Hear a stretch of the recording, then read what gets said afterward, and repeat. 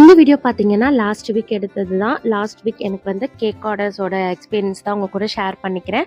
அதில ஃபர்ஸ்ட்டு வந்தது rasmalai cake 1 KG, second 1 KG choco truffle, third வந்து 1 1/2 கேஜில வெண்ணிலா பட் கஸ்டமைஸ்டு கேக். 3மே கஸ்டமைஸ்டு கேக் தான்.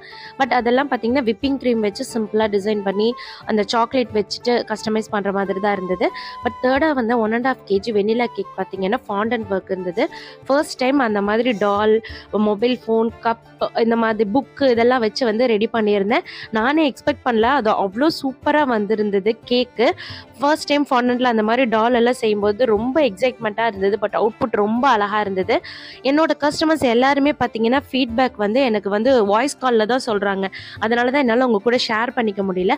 நெக்ஸ்ட் டைம் எந்த கஸ்டமராவது எனக்கு வந்து வாட்ஸ்அப்பில் மெசேஜ் வந்து ஃபீட்பேக் ஷேர் பண்ணாங்கன்னா கண்டிப்பாக அதை நான் உங்கள் கூட ஷேர் பண்ணிக்கிறேன்.